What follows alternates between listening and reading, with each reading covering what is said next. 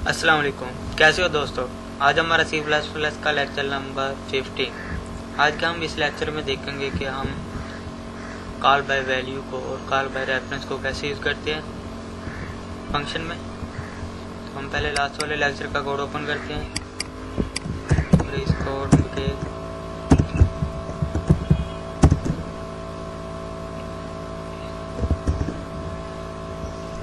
इस कोड में हमने स्विच का केस यूज़ किया था और आज हम यूज़ करेंगे कॉल बाय रेफरेंस और call by value.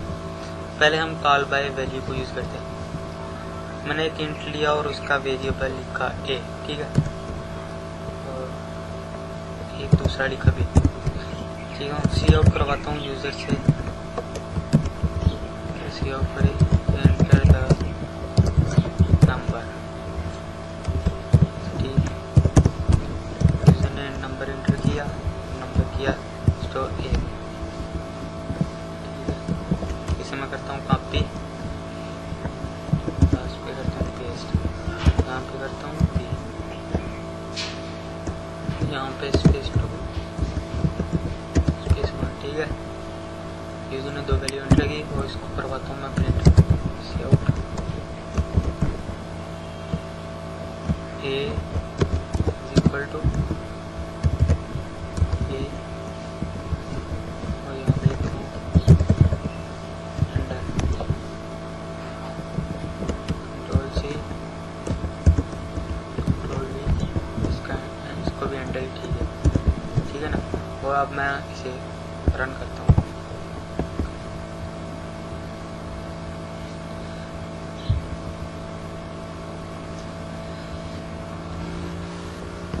Value enter की 1 और 2, ठीक है।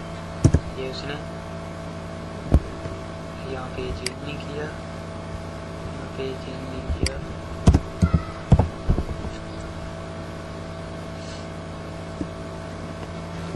एंटर की 1 और 2, ठीक है। Value of a, value of b, यहाँ पे भी b कर दें वैल्यू, ठीक है। अब मैं करूँगा इसे call by value. Call by value हम फंक्शन में यूज़ करेंगे। फंक्शन की 3 टाइप होती है, एक होती है डिक्लेरेशन, एक होती है कॉलिंग और एक होती है डेफिनेशन। जो मेन काम है फंक्शन का वो है डेफिनेशन और सेकंड जो मेन काम है वो है कॉलिंग। कॉलिंग का फंक्शन हम यूज़ करते हैं मेन के अंदर, क्योंकि हमने फंक्शन को यूज़ करना है और उसे कॉल करना है कि फंक्शन हमने ये वाला कॉल कर दो यहाँ पे।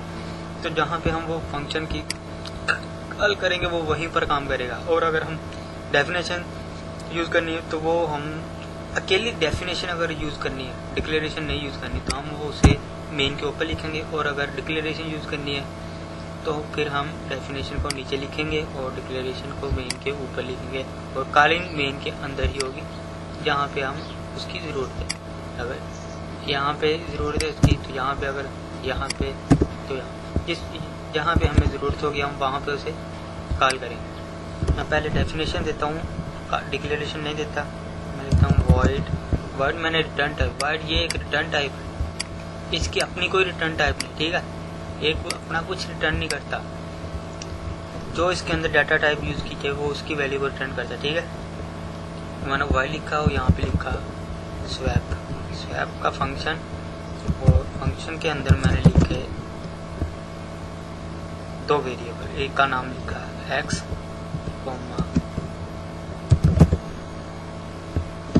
y, ठीक है। फंक्शन के अंदर मैंने लिखे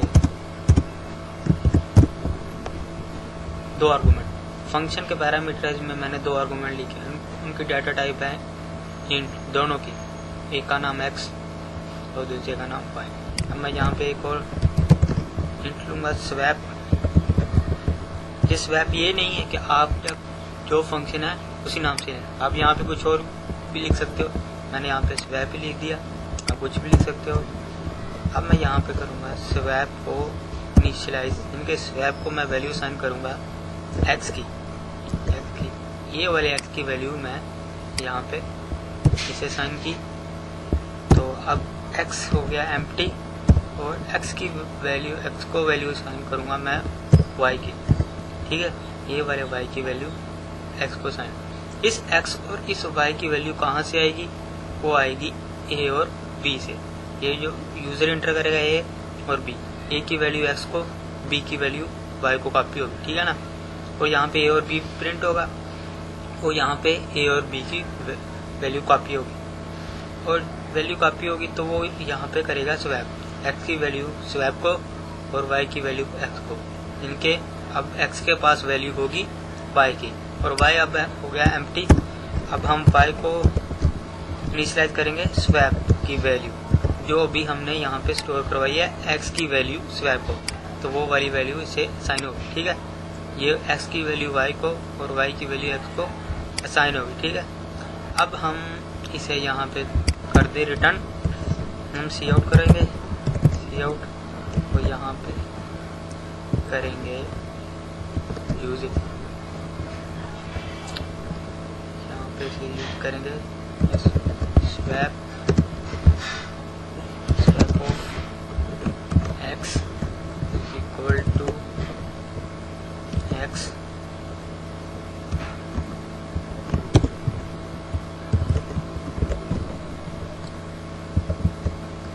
swap of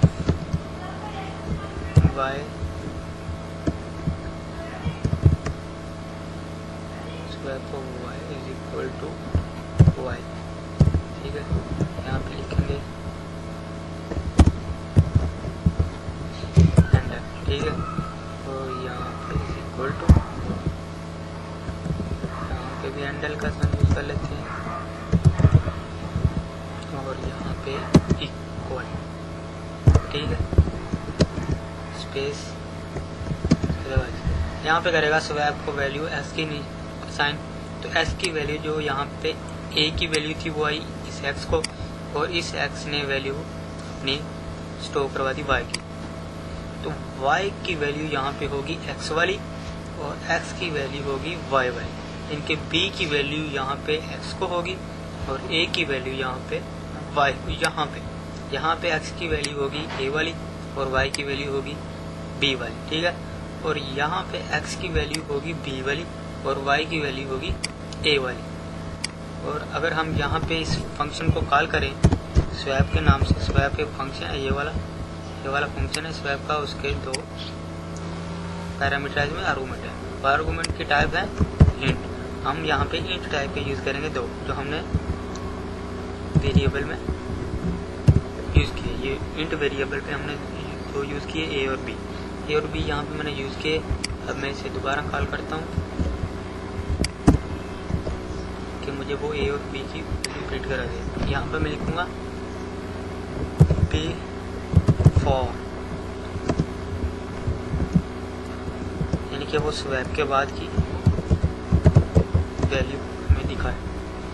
अब हम देखेंगे कि वो ए और बी, इसकी वैल्यू जो हम यूजर से एंटर करवाएंगे वो ही होगी, क्योंकि ये स्वैप से पहले। और जब हम स्वैप के बाद की जो देखेंगे वो भी ए और बी ही होगी, वो भी ए और बी ही होगी। ए की वैल्यू ए वाली ही होगी, बी की वैल्यू बी वाली, क्योंकि जब हम कॉल बाय वैल्यू करें ना तो वो वैल्यू चेंज नहीं करेगा, और यहाँ पे वो चेंज करेगा स्वैप के अंदर। जब हम ए की वैल्यू साइन करें ना तो वो एक्स को वैल्यू जाएगी, एड्रेस नहीं जाएगा। जब वो वैल्यू जाएगी तो वो वैल्यू पे काम करेगा, जो वैल्यू होगी वो नई लोकेशन पे स्टोर करेगा, एक्स उसको नई लोकेशन पे स्टोर करेगा।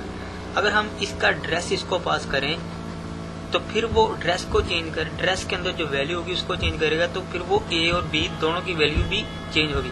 जबकि अब यहाँ पे ए और बी की वैल्यू चेंज नहीं होगी और यहाँ पे एक्स और वाई की वैल्यू चेंज होगी। अब हम इसे रन करते हैं,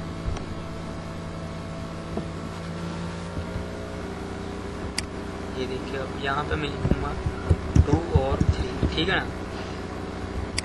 ये देखिए ए की वैल्यू 2 वाली और बी की वैल्यू 3 वाली, ये जो यूजर से इंटर करो, ए की वैल्यू और बी की वैल्यू। उसके बाद मैंने किया फंक्शन को कॉल, ठीक है ना। यहाँ पे मैंने किया फंक्शन को कॉल और फंक्शन के रिटर्न टाइप पे लिखा मैंने स्वैप ऑफ एक्स, एक्स की वैल्यू उसने कर दी 3, ठीक है ना, चेंज कर दी ना उसके 3, ये वाई की वैल्यू है ना 3, तो यहाँ पे उसने y की वैल्यू 2 कर दी, ये x की वैल्यू है, इनके x ने वैल्यू ली थी a वाली और y ने वैल्यू ली थी b वाली, तो अब वो चेंज हो गई। तो बिफोर ऑफ a, अब a वाली अभी भी वही है और b वाली अभी भी वही, क्योंकि ये मेन के अंदर है और ये स्वैप के फंक्शन के अंदर है, ठीक है ना। स्वैप का फंक्शन वो स्वैप कर रहा है, लेकिन इसने इस पे काम नहीं किया क्योंकि हमने वैल्यू असाइन किया है। कॉल बाय वैल्यू है ये फंक्शन, कॉल बाय वैल्यू, ये वैल्यू ले रहा है a की, तो वो a की वैल्यू लेगा, तो वो जब उसमें एडिंग कुछ करेगा तब वो नई लोकेशन पे स्टोर करेगा अपनी वैल्यू x वाली, x और y दोनों अपनी नई लोकेशन पे सेव करेंगे, जबकि a और b की जो लोकेशन उसको चेंज नहीं करेगा। अगर हम call by address, call by reference करें ना, फिर वो a और b की वैल्यू को चेंज करेगा, ठीक है ना। मैं यहाँ पे लिखता हूँ